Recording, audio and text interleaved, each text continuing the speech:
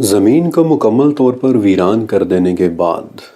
پھر یاجوج و ماجوج کہیں گے کہ زمین والے سب مر چکے، لہٰذا اب آسمان والوں کی باری ہے، اور تب حدیث کے مطابق وہ لوگ آسمان کی طرف کر کے اپنے تیر چلائیں گے کہ جو خون سے بھرے ہوئے واپس پلٹیں گے۔ اب تیروں والی بات کی ایکسپلینیشن دو طرح سے کی جا سکتی ہے۔ پہلی ایکسپلینیشن بہت سادہ اور سمپل سی ہے کہ تب ایک مرتبہ پھر سے پریمیٹیو ہتھیاروں کا دور واپس آ چکا ہوگا، تیروں اور کمانوں کا دور واپس آ چکا ہوگا، اسی لیے یاجوج و ماجوج بھی تیر اور کمان ہی استعمال کر رہے ہوں گے۔ لیکن ایک ایکسپلینیشن اور بھی ہو سکتی ہے، اور وہ یہ کہ یاجوج و ماجوج حضرت نوح علیہ السلام کے بیٹے یافس کی اولاد میں سے ہیں، اور اگر ویپنز کی بات کی جائے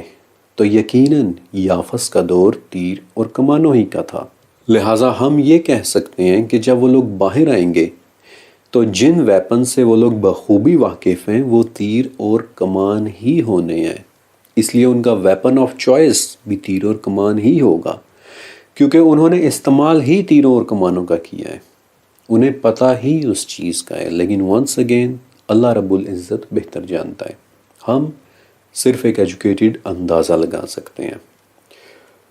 لیکن ایک اور بات کہ جو تیر خون سے بھرے ہوئے واپس پلٹیں گے تو اس خون کا کیا مطلب ہے؟ اب اس خون کی بھی دو طرح سے تشریح ہو سکتی ہے کہ ایک تو یہ خون یاجوج و ماجوج کے لیے اللہ تعالیٰ کی طرف سے ایک دھوکہ ہوگا، اور عموماً تفاسیر میں یہی انٹرپریٹیشن کی جاتی ہے، لیکن اس بات کا ایک جواب اور بھی ہو سکتا ہے، اور وہ یہ کہ ذرا امیجن کریں کہ اربوں نہیں تو کروڑوں کی تعداد میں یاجوج و ماجوج جب اپنے تیر اوپر کی طرف چلائیں گے تو اس وقت ہر وہ پرندہ کہ جو ایئر بورن ہوگا، ہوا میں ہوگا، یقیناً وہ ان کروڑوں تیروں کا شکار ہونے سے بچ نہیں پائے گا، اور اس کا خون ان تیروں کے ساتھ ہی واپس زمین کی طرف پلٹ آئے گا۔ لیکن ایک بات یاد رکھیے گا کہ وہ دور، وہ ٹائم پیریڈ ہمارے لیے ایک بالکل ان نون وقت کی حیثیت رکھتا ہے۔ ہم ڈیڈکٹیو لاجک کو استعمال کرتے ہوئے ایک اندازہ تو لگا سکتے ہیں، لیکن کوئی بھی شخص آپ کو یہ بات حتمی طور پر نہیں بتا سکتا کہ ان باتوں نے حقیقتاً کس روپ کے ساتھ مینیفیسٹ ہونا ہے۔ لیکن کچھ باتیں تو یقینی ہیں کہ جو ہمیں حدیث سے پتہ چلتی ہیں کہ یاجوج و ماجوج کے نکلنے کے بعد بھی بیت اللہ کا حج جاری رہے گا، اور دوسرا یہ کہ حضرت عیسیٰ علیہ السلام کچھ لوگوں کے ساتھ طور کے اوپر جا چکے ہوں گے، اور یہاں سے آگے کے واقعات بہت دلچسپ ہونے والے ہیں، اور ان میں سے سب سے پہلا بڑا واقعہ ہونا ہے یاجوج اور ماجوج کی موت کا۔ جن احادیث کا خلاصہ میں آپ کے سامنے رکھ رہا ہوں، آپ کے ساتھ شیئر کر رہا ہوں، ان کے مطابق یاجوج و ماجوج کی گردنوں میں ایک زخم پیدا ہوگا جس سے وہ سب کے سب مرنا شروع ہو جائیں گے۔ اب یہاں ایک بات بڑی دلچسپ ہے کہ ان کی گردنوں میں کسی قسم کا کوئی زخم یا کوئی انفیکشن پیدا ہوگا۔ اب چونکہ زخم یا انفیکشن کی ایک سے زیادہ وجوہات ہو سکتی ہیں، اور چونکہ ابھی تک ہم یاجوج و ماجوج کی اصل فزیولوجی یا ان کی اناٹومی سے واقف نہیں ہیں، اس لیے یہاں میں آپ کو ایک بڑی ہی زبردست بات بتاتا ہوں، اور وہ ہے ایک فارمولا۔ اس پوائنٹ پر ہم ڈیڈکٹیو لاجک کا ایک فارمولا اپلائی کر کے ان کے زخم کی وجہ جان سکتے ہیں، اور اس فارمولا کا نام ہے آکمز ریزر۔ آسان ترین الفاظ میں آکمز ریزر کا مطلب ہوتا ہے کہ جب آپ کے سامنے بے تحاشا وجوہات موجود ہوں، کئی ایکسپلینیشنز موجود ہوں، تو عموماً سب سے سادہ وجہ، سب سے سادہ ایکسپلینیشن ہی اصل وجہ ہوتی ہے، اور یاجوج و ماجوج کے کیس میں جو وجہ سب سے سادہ نظر آتی ہے وہ یہ ہے کہ انہیں ہماری دنیا کا ماحول سوٹ نہیں کر رہا ہوگا۔ ذرا سوچیں کہ ہزاروں سال ان گہری اندھیری غاروں میں رہنے کے بعد، جہاں وہ لوگ ایکسٹریم قسم کی کنڈیشنز میں رہ رہے ہیں، گپ اندھیروں میں، نمی میں، لاکھوں پاؤنڈز پر سکوئر انچ کے پریشر میں، تو یوں لگتا ہے کہ جیسے زمین کے اوپر آنے کے بعد وہ لوگ یہاں کی کنڈیشنز کو، یہاں کے سورج کو، یہاں کی روشنی کو برداشت نہیں کر پا رہے ہوں گے۔ الٹرا وائلٹ روشنی ان کے لیے ناقابل برداشت ہو چکی ہوگی، ان کی جلد میں کسی قسم کا انفیکشن پیدا ہوگا اور ان کی جلد پھٹنا شروع ہو جائے گی، اور میرے پاس اس کی ایک مثال ہے بھی۔ سمندر کی گہرائیوں میں کہ جہاں پانی کا دباؤ، اس کا پریشر بہت زیادہ ہوتا ہے، وہاں ایک خاص قسم کی مچھلی پائی جاتی ہے جسے اینگلر فش کہتے ہیں۔ یہ مچھلی بہت بہت گہرے سمندر کا جاندار ہے، اور اسی وجہ سے یہ کبھی بھی سمندر سے باہر سروائیو نہیں کر پاتی۔ اگر آپ اسے سمندری گہرائیوں سے زمین کے اوپر لے آئیں تو پتہ ہے کیا ہوگا؟ اینگلر فش کا جسم گہرے سمندر کے پریشر کا عادی ہوتا ہے، اور زمین کے اوپر آنے پر ڈی کمپریشن سے اس کا جسم پھول کر پھٹنا شروع ہو جائے گا، لٹرلی۔ اور شاید ایسا ہی کچھ یاجوج و ماجوج کے جسم کے ساتھ ہو رہا ہوگا کہ ان کا جسم کم دباؤ کی وجہ سے پھولنا شروع ہو جائے گا، زخمی ہونا شروع ہو جائے گا، پھٹنا شروع ہو جائے گا، جس سے ایک ایک کر کے ان کی موت واقع ہونا شروع ہو جائے گی۔ اور یاجوج ماجوج کی موت کے بعد جب خاموشی ہو جائے گی تو گھروں اور شہروں میں محصور ہو چکے، قید ہو چکے لوگوں میں بھی تجسس پیدا ہوگا، اور حدیث کے الفاظ کے مطابق وہ ایک دوسرے سے پوچھیں گے کہ کیا کوئی ہے کہ جو باہر جا کر دیکھے کہ یہ خاموشی کیوں ہو گئی؟ اور تب ایک شخص باہر نکلنے کے لیے تیار ہوگا، اور وہ یہ بات اپنے ذہن میں لے کر جائے گا کہ اب شاید میں زندہ واپس نہ آؤں۔ لیکن باہر جا کر وہ کیا دیکھے گا کہ یاجوج و ماجوج کی لاشیں ایک دوسرے کے اوپر ڈھیر کی صورت میں پڑی ہوئی ہیں، اور تب وہ خوش ہو کر بآواز بلند کہے گا کہ پرسکون ہو جاؤ، اللہ نے خود تمہارے دشمن کو ختم کر دیا ہے، اور تب لوگ دوبارہ سے باہر نکلنا شروع ہوں گے۔ اس کے بعد حضرت عیسیٰ علیہ السلام طور سے نیچے اتریں گے اور دیکھیں گے کہ ایک ہاتھ جگہ بھی ایسی نہیں ہے کہ جو یاجوج و ماجوج کی لاشوں کی گندگی، خون اور بدبو سے بھری ہوئی نہ ہو۔ لیکن وہ اللہ رب العزت کے ہاں دعا فرمائیں گے، اور آپ علیہ السلام کی اس دعا کے بعد کچھ ایسے بڑے پرندے آئیں گے کہ جن کی گردنیں اونٹوں کی گردنوں کی طرح لمبی ہوں گی، اور وہ یاجوج و ماجوج کی لاشوں کو اپنی چونچوں میں اٹھا کر کسی جگہ پھینک آئیں گے۔ اب ایگزیکٹلی وہ کس جگہ پر پھینک کر آئیں گے یہ بات تو کوئی بھی نہیں جانتا، لیکن کعب ابن احبار نے ایک نام بتایا تھا کہ وہ جگہ مہیل ہوگی، یعنی سورج کے نکلنے کی جگہ، وہی جگہ کہ جہاں ذوالقرنین نے اپنا دوسرا سفر کیا تھا۔ لیکن واللہ عالم۔ البتہ ایک بات میں آپ سے ضرور پوچھنا چاہتا ہوں کہ جب ہم ایسے پرندوں کی بات کرتے ہیں کہ جن کی گردنیں اونٹوں کی گردنوں کی طرح لمبی لمبی ہوں، تو آپ کے ذہن میں کیا امیج ابھرتا ہے؟ ظاہر ہے کہ ایسے پرندے کہ جو انتہائی بڑے بڑے ہوں گے اور جن کی چونچیں اتنی بڑی ہوں گی کہ وہ یاجوج و ماجوج کو بھی اٹھا سکیں۔ تو سوچیں کہ اس وقت دنیا میں ایسا کون سا پرندہ ہے کہ جو یہ کام سر انجام دے سکتا ہے؟ اس وقت ہماری دنیا کا سب سے بڑا پرندہ شتر مرغ ہے کہ جس کی گردن واقعتاً ایک اونٹ کی گردن کی طرح ہوتی ہے، لیکن دو باتیں ہیں۔ پہلی بات کہ شتر مرغ ایک فلائٹ لیس پرندہ ہے، یہ اڑ نہیں سکتا، اور دوسری بات کہ اس کی چونچ اتنی بڑی نہیں ہوتی کہ وہ ایک انڈے سے زیادہ بڑی کوئی چیز اپنے منہ میں اٹھا سکے، لیٹ الون یاجوج اور ماجوج کی لاشیں۔ تو پھر وہ پرندہ کون سا ہو سکتا ہے؟ ہماری دنیا کا وہ پرندہ کہ جو سائز میں بڑا بھی ہو اور اڑ بھی سکے، اس کا نام ہے دی گریٹ کوری بسٹارڈ۔ یہ ہماری دنیا کے وزنی ترین اڑنے والے پرندوں میں سے ایک ہے۔ لیکن گریٹ کوری بسٹارڈ بھی وہ پرندہ نہیں ہو سکتا، کیونکہ پہلی بات گریٹ کوری بھی صرف اور صرف اس وقت اڑتا ہے کہ جب اس کی جان کو کوئی خطرہ لاحق ہو، کیونکہ 18 کلو وزن کے جسم کے ساتھ اڑ پانا اتنا آسان نہیں ہوتا۔ یہ انتہائی مشقت کے ساتھ اور بہت بھاگ کر اڑان بھرتا ہے، اور جیسا کہ آپ دیکھ سکتے ہیں کہ اس کی چونچ بھی اس قابل نہیں ہے کہ ایک بڑے چوہے یا چھوٹے خرگوش کے سائز سے زیادہ بڑی کسی چیز کو اپنے منہ میں اٹھا سکے۔ لیکن ایک پرندہ ایسا ہے کہ جو میں آپ کو دکھا سکتا ہوں کہ جس کا جسم بھی بہت بڑا ہے، جو اڑ بھی سکتا ہے، اور جس کی چونچ بھی اتنی بڑی ہے کہ یاجوج و ماجوج تو کیا بلکہ وہ ایک انسان کو بھی اپنے منہ میں اٹھا لے، جس کی گردن بھی ایک اونٹ کی گردن کی طرح ہے، اور جس نے ہماری دنیا پر لیٹ کریٹیشیس پیریڈ کے دوران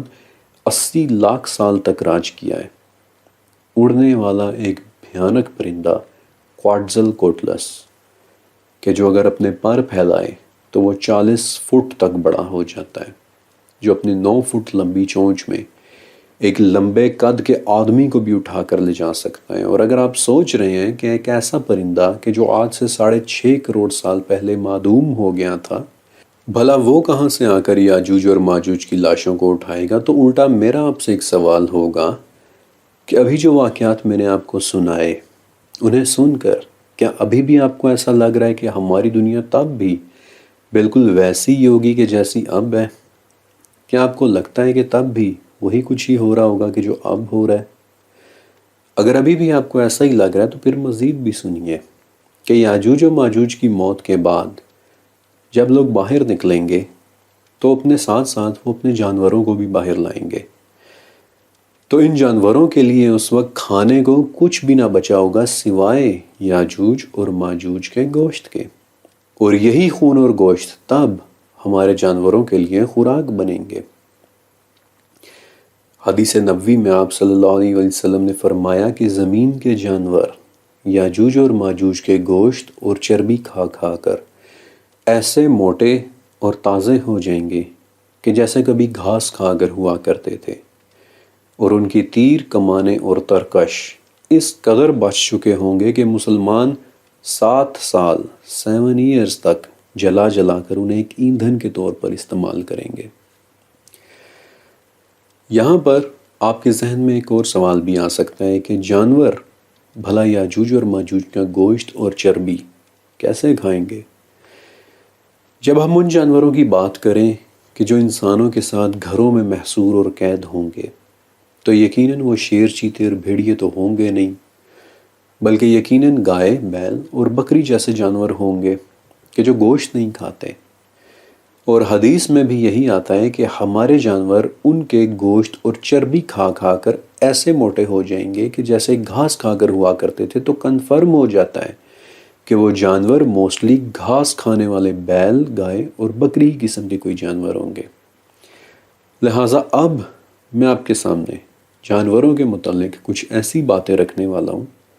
کہ جو شاید آپ نے پہلے کبھی نہ سنی ہو۔ مثلاً ہربی وورس یعنی سبزی خور جانوروں کا کارنیورس یعنی گوشت خور بن جانا، یہ کیسے ممکن ہے؟ اسکاٹ لینڈ کا ایک جزیرہ ہے روم آئی لینڈ، جہاں کچھ عرصے پہلے ایک عجیب واقعہ پیش آیا کہ سمندری پرندوں کے چوزوں کی اد کھائی ہوئی لاشیں ملنے لگیں۔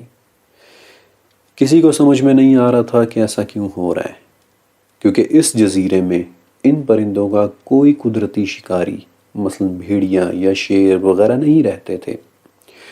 تو پھر کون ان پرندوں کے بچوں کو کھائے جا رہا تھا؟ جب اس معاملے کی انویسٹیگیشن چھان بین کی گئی تو پتہ چلا کہ کچھ عرصہ پہلے روم آئی لینڈ کی بھیڑوں کو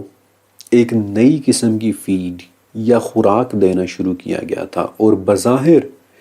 اس خوراک سے بھیڑوں میں آئرن اور کیلشیم کی کمی ہو گئی تھی، اور اس کمی کو پورا کرنے کے لیے وہ بھیڑیں گوشت خور بن کر پرندوں کے بچے کھانے لگ گئی تھیں۔ بھیڑیں سبزی خور سے گوشت خور جانور بن گئیں۔ پھر آج سے چند سال پہلے انڈیا میں لال نام کی ایک گائے نے گاؤں والوں کی 48 مرغیاں کھا لی تھیں۔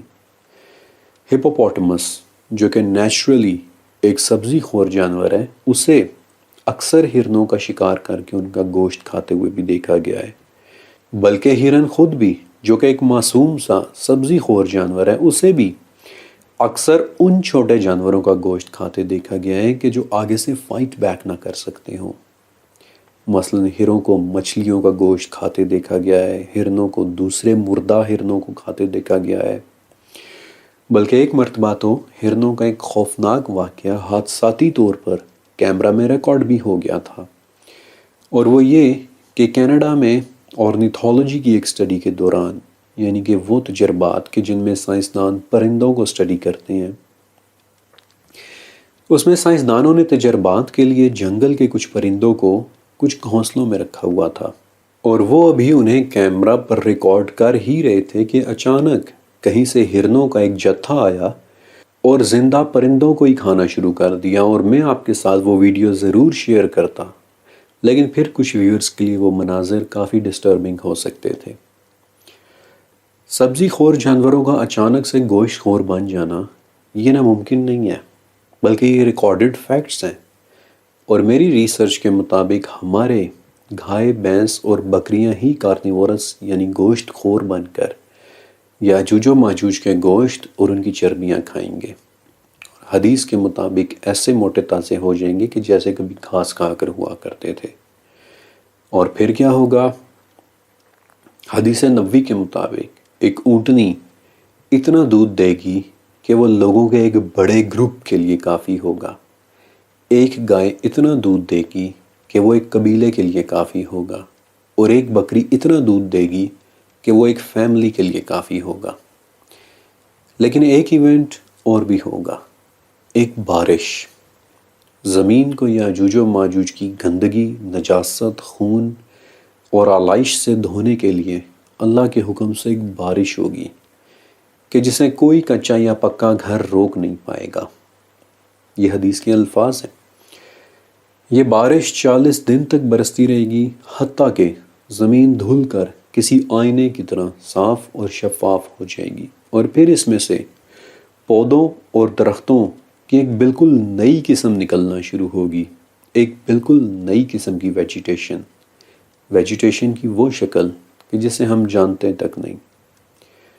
حدیث میں آتا ہے کہ ایک ایک انار اس قدر بڑا ہوگا کہ لوگوں کا ایک بڑا گروپ صرف انار کھا کر ہی اپنا پیٹ بھر لیا کرے گا۔ ویسے تو اس حدیث کو یوں انٹرپریٹ کیا جاتا ہے کہ اس انار میں برکت بہت ہوگی، لیکن نہیں، وہ انار ہی اتنے بڑے سائز کا ہوگا کیونکہ باقی حدیثوں میں اس کے سائز کی طرف بھی اشارہ ہے۔ مثلا ایک حدیث میں یہ بھی آتا ہے کہ لوگ اس انار کے چھلکے کے سائے میں بھی بیٹھ سکیں گے، اور اس بات کا ایک ہی مطلب ہو سکتا ہے کہ وہ انار واقعی بہت بڑے بڑے سائز کے ہوں گے۔ آپ امیجن کریں، صرف 1 منٹ کے لیے امیجن کریں، کیا وہ دنیا ابھی بھی آپ کو ویسی دنیا لگ رہی ہے کہ جیسی آج ہم دیکھ رہے ہیں؟ کیا یوں نہیں لگ رہا کہ یہ ہالی ووڈ کی کسی فلم کا منظر کھینچا جا رہا ہو؟ نہیں، یہ تمام باتیں حرف بحرف سچ ہیں اور ایسے ہی ہونی ہیں۔ آپ کو اپنا ایک ذاتی مشاہدہ بتاؤں، میں نے دیکھا ہے کہ جیسے جیسے آپ کی ریسرچ کا دائرہ بڑا ہوتا چلا جاتا ہے، ویسے ویسے آپ کو عجیب و غریب اور حیران کن چیزوں پر بہت آسانی کے ساتھ یقین آتا چلا جاتا ہے۔ لیکن اس بارش کے بعد پھر ایک انتہائی کریٹیکل پیریڈ کا آغاز ہوگا، اور میں چاہتا ہوں کہ آپ بہت غور سے سنیں۔ جب بارش یاجوج و ماجوج کی باقیات سے دنیا کو صاف کر دے گی تو حدیث کے مطابق قیامت اتنا قریب آ چکی ہوگی کہ جیسے پورے دنوں کی ایک حاملہ ہو کہ جس کے گھر والوں کو لگتا ہے کہ بچہ بس صبح کو ہوا یا دن کو، شام کو ہوا یا پھر رات کو۔ یا پھر ایک اور حدیث میں یہ الفاظ ہیں کہ جیسے پورے دنوں کی کوئی گھوڑی ہو کہ جو جننے کے قریب ہو، اور اس کا مالک ہر وقت اس کے آس پاس گھوم رہا ہو کہ اب ہوا کہ اب ہوا۔ لیکن اس سے پہلے کہ قیامت آئے، ایک بڑا واقعہ ہونا ابھی باقی ہوگا کہ ایک شخص اچانک سے یہ اعلان کرے گا کہ ذو السویقتین نکل آیا ہے، یعنی کہ 2 چھوٹی چھوٹی پنڈلیوں والا کالے رنگ کا ایک حقیر سا حبشی کہ جس نے خانہ کعبہ کی دیواروں کو گرا کر اس کا خزانہ نکالنا ہے۔ اور یہ حدیث صحیح بخاری، صحیح مسلم، سنن نسائی، مسند احمد اور مشکات شریف سب کے اندر لکھی ہوئی ہے۔ اس حبشی کی رپورٹ ملتے ہی حضرت عیسیٰ علیہ السلام 700 سے 800 آدمیوں کا ایک طلایہ، یعنی جسے ہم ایک طرح کی پیٹرولنگ فورس کہہ سکتے ہیں، وہ بھیجیں گے۔ اور ابھی یہ لوگ راستے میں ہی ہوں گے کہ یمن کی طرف سے ایک تیز ہوا چلے گی کہ جو تمام مومنین کی روح کو قبض کر لے گی، اور اس وقت دنیا میں صرف اور صرف بدترین اور شریر لوگ ہی رہ جائیں گے کہ جو جانوروں کی طرح ہوں گے، گدھوں کی طرح کھلے عام بدکاری کریں گے، اور یہ وہ لوگ ہوں گے کہ جن کے اوپر پھر قیامت نے برپا ہونا ہے۔